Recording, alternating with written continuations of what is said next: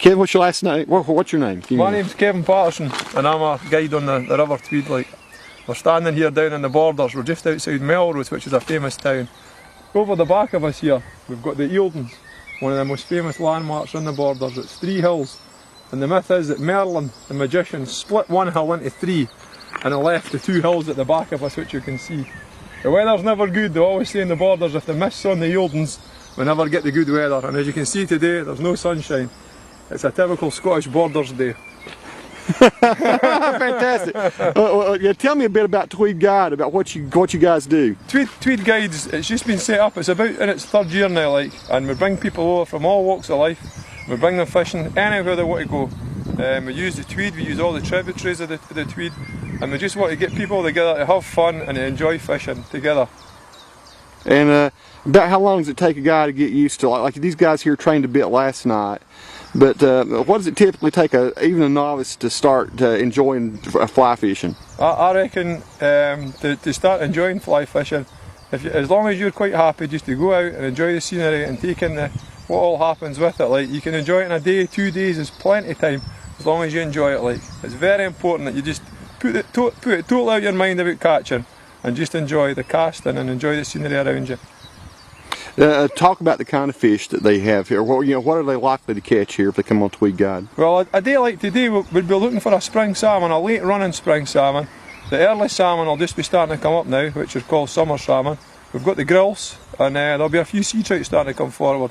This is a good time of the year, like, and it's just the start of the summer fishing now. The spring fishing is just coming to an end. And so these guys we're watching here, this is Beau Holland we're watching here, and he's a beginner. And how do you think Beau's doing? He's doing very well at the moment, actually. He just needs to slow things down just a little bit, and he just wants to take his time on his forward cast. We'll have him by the end of the morning. We'll have him all that'll be sorted out, like. But the secret is give the people their space. Let them get in the river. Let them fish. Let them enjoy the fishing. Let them feel the rods, and don't be on their case all day. Like, I can soon sort it out. It just takes 5 minutes. There's a perfect example. Only been fishing for the last 20 minutes, and look at that. Perfect anchor point, perfect loop going across the river. And where was he at? Melrose Abbey was where? Melrose Abbey is just across. We can't quite see it from here, but it's just through the trees on the other side there. Like, you can actually just see the main tower. Just through the trees, you can just see. Might get to see it from up here, huh? See it.